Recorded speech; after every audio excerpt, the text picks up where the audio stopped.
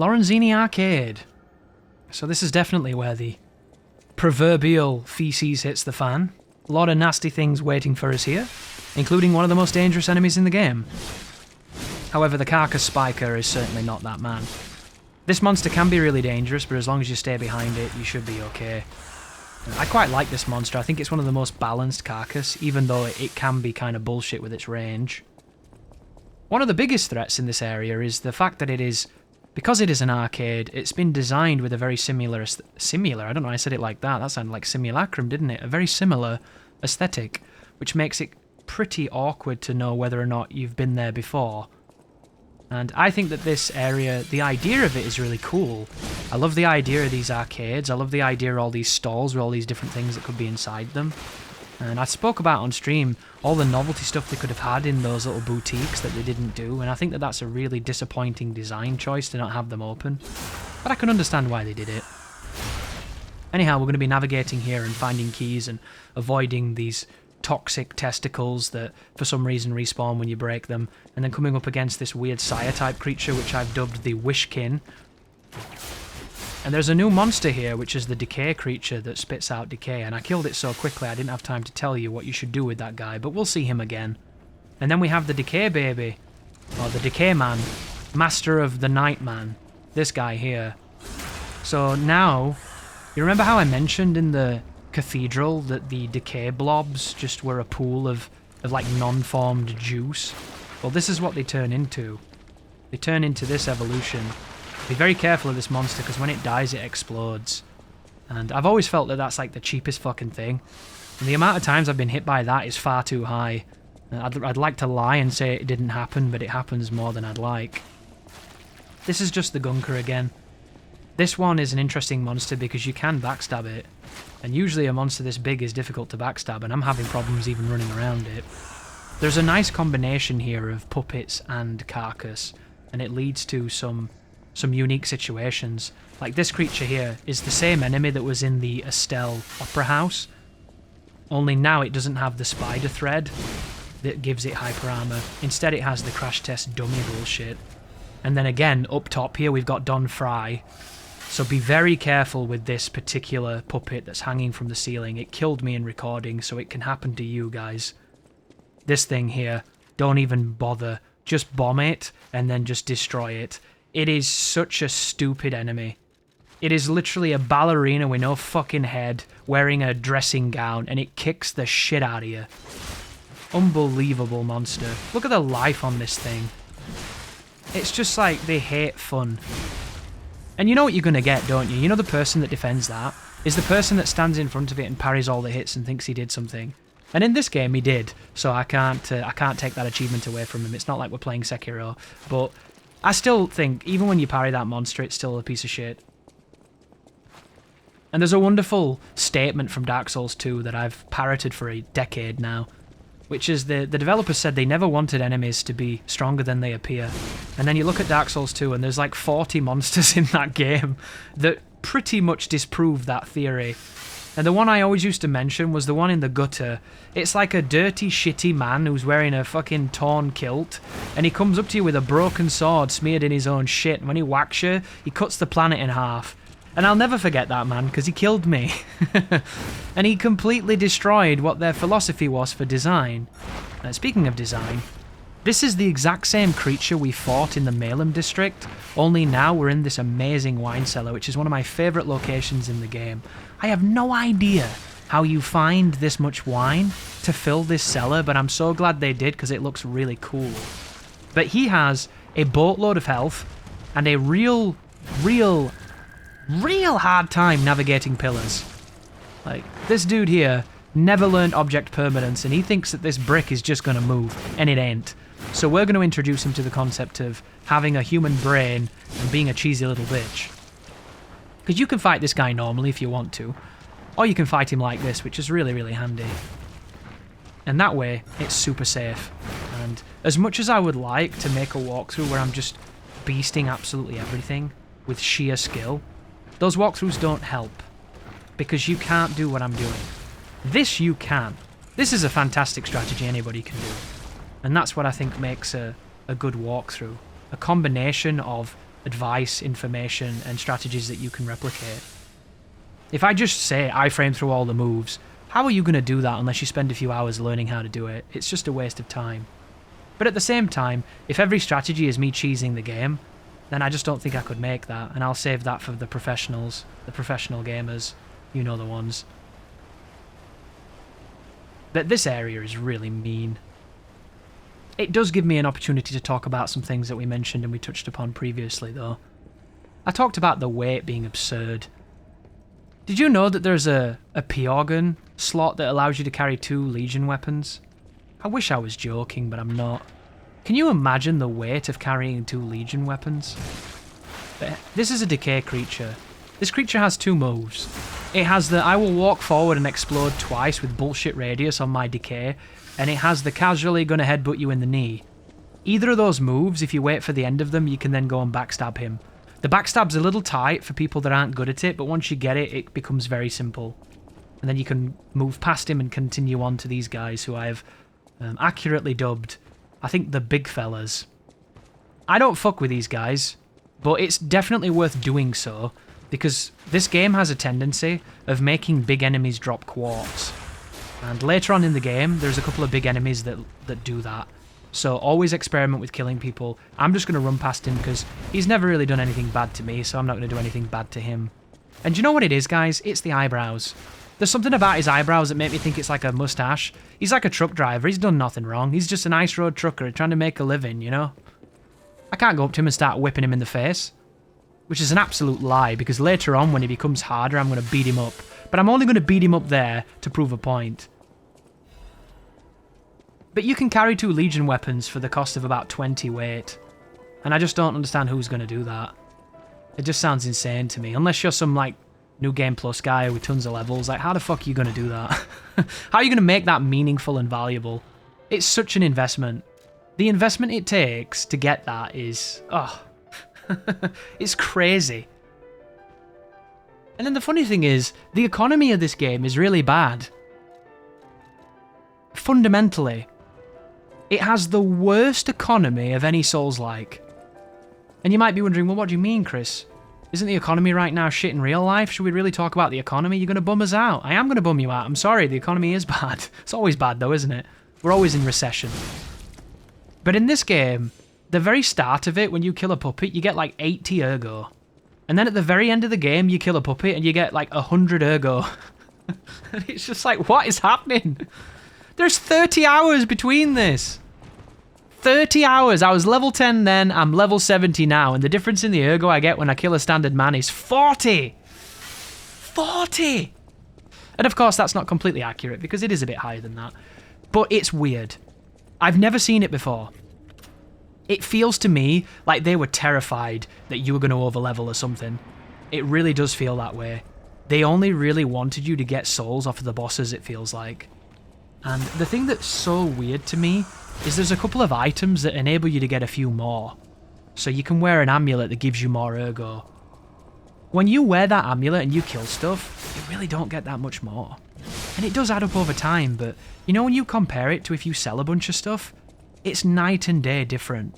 If you sell important items, your economy is booming. If you kill the enemies, you really don't get that much. It's so strange. And I wouldn't mind, but it doesn't incentivize the player to kill things. It incentivizes them to run around them. When you get to the end of the game and you kill an enemy and it doesn't even give you 1,000 ergo, what are you doing? Why are you killing it? It's not helping at that point. And it turns it into what a lot of the speedrunners do, where they just bomb past everything. And there's nothing wrong with speedrunning, and if that's how you want to play, it's very effective, but why design an area and then put threats in that area for the player to navigate and understand and give them those problems to solve if the big problem solver is to not solve them at all? It doesn't seem like it makes any sense. Much like this creature that I just popped is an area of denial device, and it respawns. Can you think of a single compelling reason why that creature should respawn at all? I can't. The mind that makes that respawn seems to be a very petty and frustrated designer that just wants to poison you for no reason. And speaking of petty design, I just mentioned that the economy is kind of whack and it doesn't make sense, and that the game, by its own nature, forces you to run past monsters. This monster here, if you stand where I'm standing, guys, and you throw some bombs, you can line this up and hit him behind the barrels. Just throw a bunch of shit until you find the angle, and then use that angle to kill him. This is one of the most dangerous monsters in the game. This guy's harder than bosses. This guy will fuck you up. And you have to kill him, because he opens a door when he dies. And it's such nonsense. This creature, I can't even give you advice, because he's that bad. It's just an unending torrent of attacks. And unless you're good at parrying and you know all the timings, he's just going to beat you up. So all I say is, watch the speedrunners throw bombs at him and never fight him. Because there's no reason to. There's no fun at the other side of that jester. And I quite like fighting him now, because he's such an arsehole. But in this room, it is particularly spicy, because they spawn these carcasses midway through. And the idea here is they're meant to pull aggro and fight him a little bit and turn it into a bit of a free-for-all. But that's not what they do. They then attack you, and he attacks you, so you just have two different people attacking you. And sometimes you'll get really lucky, and the carcass will beat him up and kill him. Other times, they'll ignore him, and then they'll fuck you instead. So this whole fight just feels like, why would you do this? And then the thing that hurts the most is you can't go anywhere until you kill him. And it's one of the worst enemies that they made mandatory. There's almost anything else in the game that players want to fight than this monster, and they made it so you had to. And I just find it to be really cruel. He's got a lot of defense mechanisms that enable him to swing out of a position where he should be vulnerable. He has the ability to stop your healing from working. He has the ability to pull you at any range, and it goes through geometry. But luckily, he's dumb as shit, so you can just use the pillars and then whack him a bit, and he's dead. And it didn't look like much, did it? You might watch that and think, well, you don't look that hard. I think I'll be okay. And I hope you are. But if anybody has a good first experience against that monster, like many people did, you will understand he is not messing around. That creature is definitely overtuned. He's cranked. And I would imagine in the DLC you'll fight two of them. Because that's just the kind of thing we do, isn't it, with this whole Souls bollocks. We'll take something that wasn't hard and was just mean, and we'll make it meaner. This is a little bit of a trap here with some carcasses, but they roll over quick enough. You will see that jester one more time, and the next time you see him, he's going to be less of a threat because you don't have to kill him. And if you do kill him, he respawns, which I think is really funny.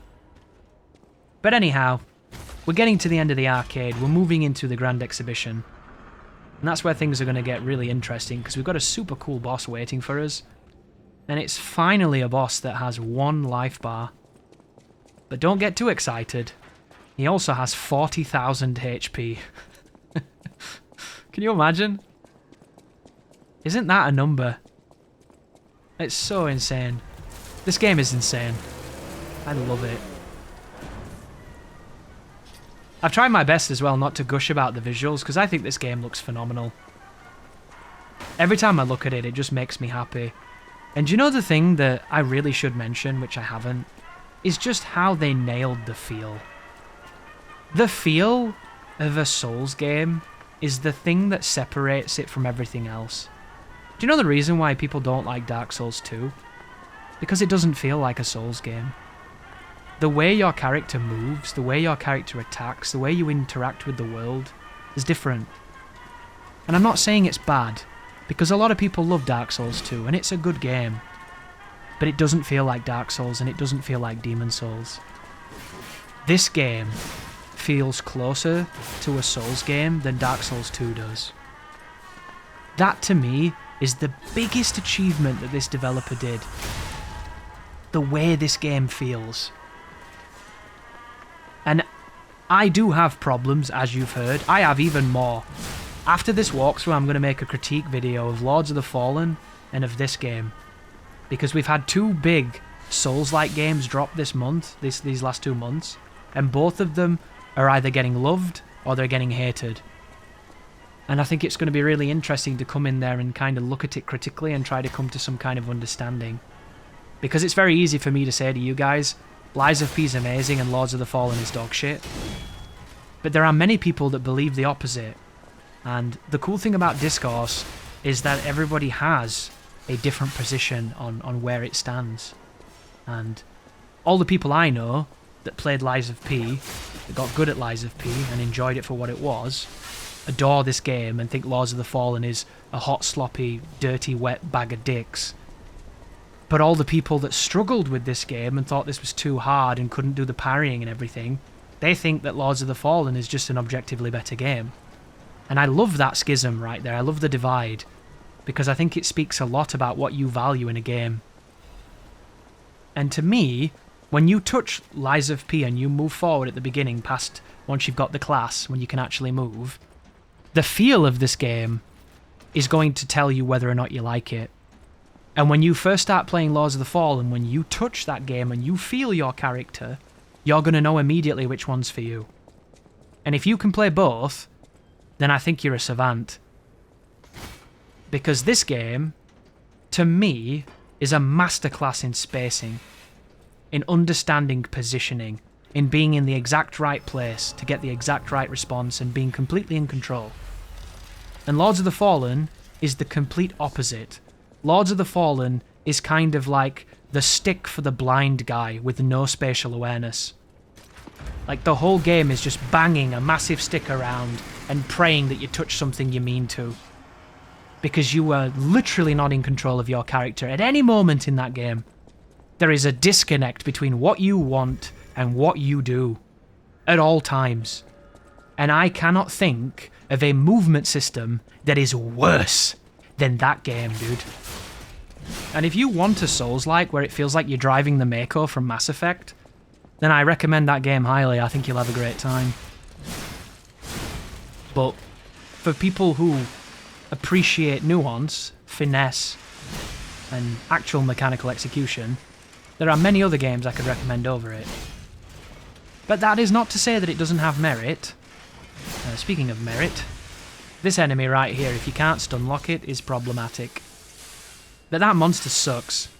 He looks funny, he is funny, he's just got all these weird zoom moves that teleport, and none of it feels good. I feel like he was designed by somebody who's, like, the guy on the design team that doesn't believe in everybody else, does his own thing, made that monster. And it's frustrating because some of his moves are cool, but when he starts doing the fucking I'm just gonna zoom, it's like, what were they thinking? It doesn't even animate correctly.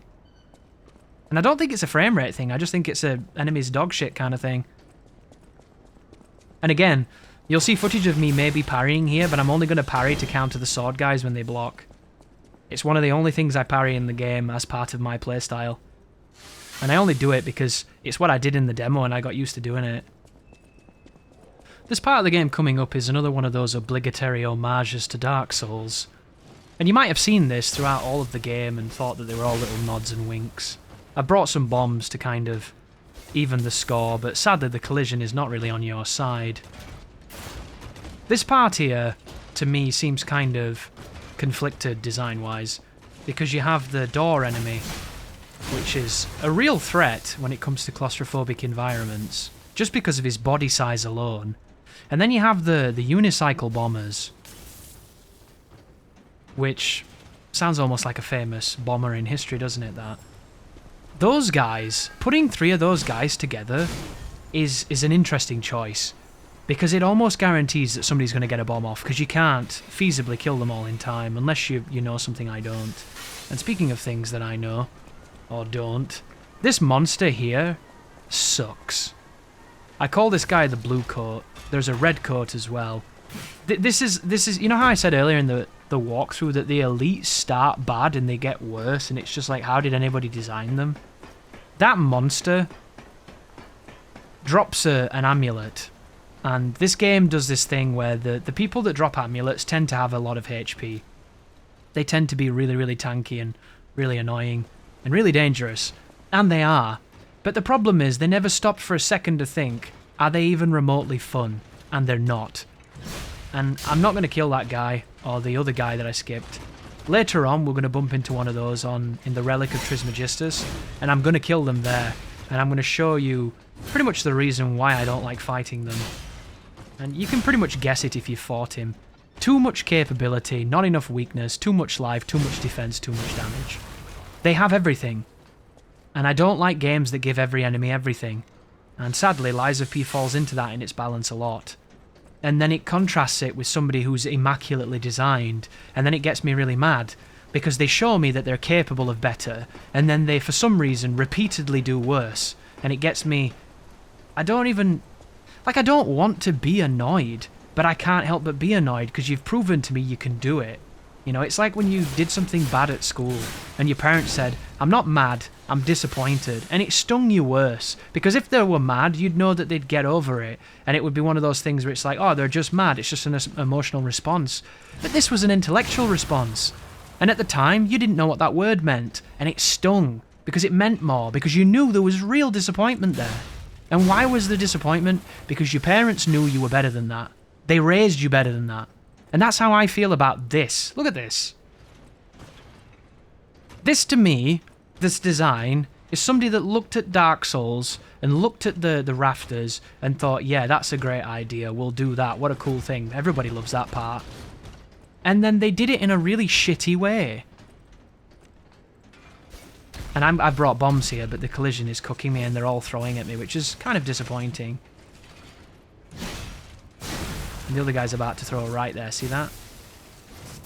As long as he doesn't hit you, you're okay.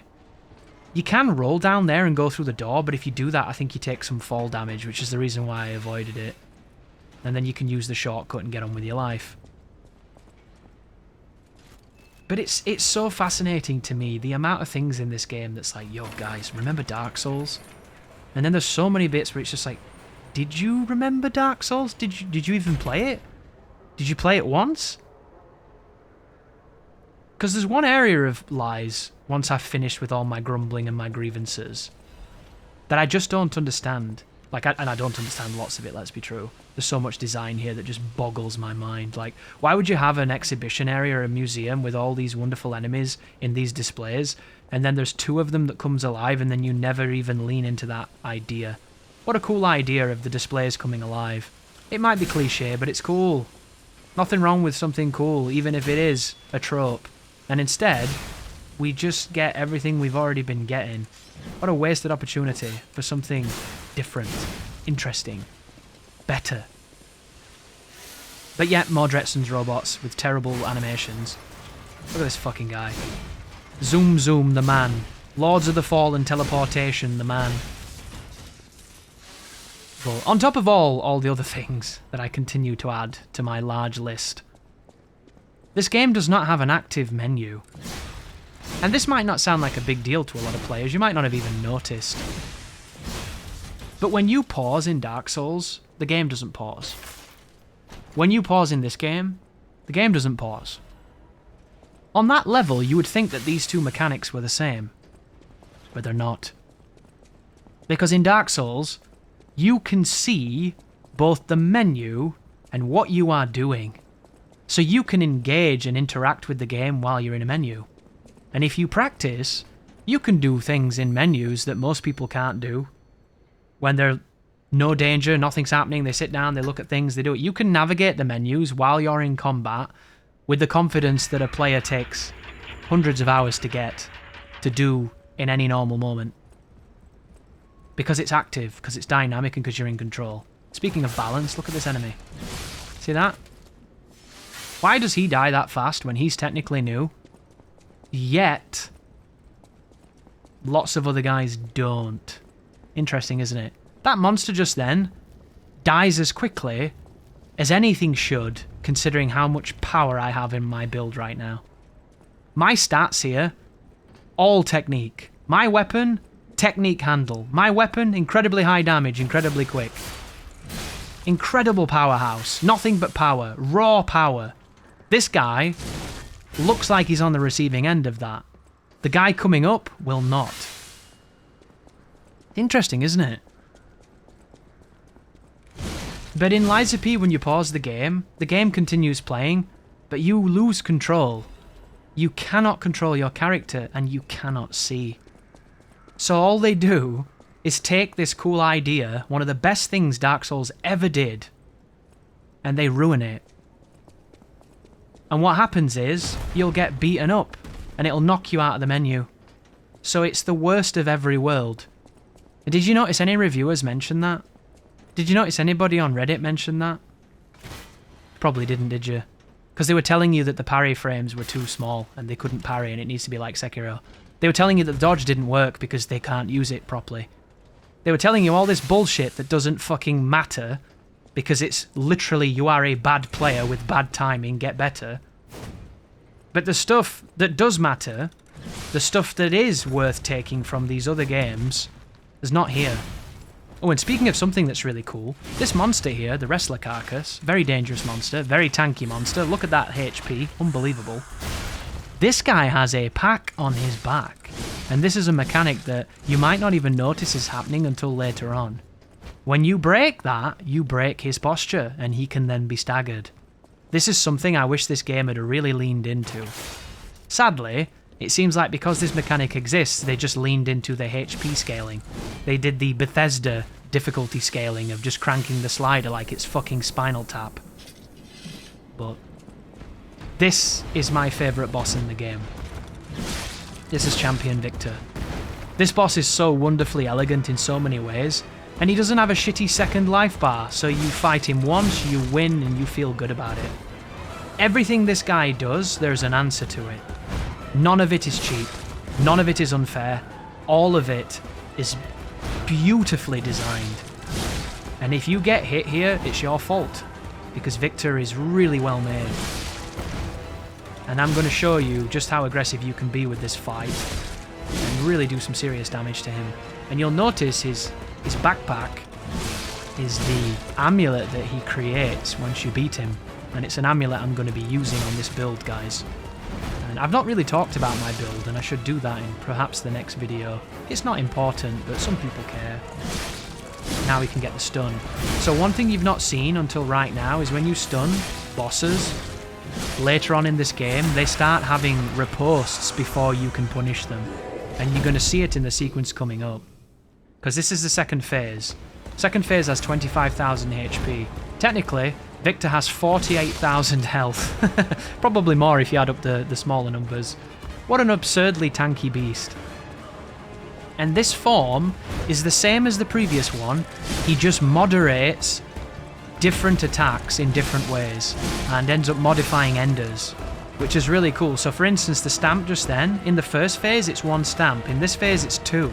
Punishes your expectations. A lot of these other moves as well, like whenever he does his running attack, it becomes 3 running attacks.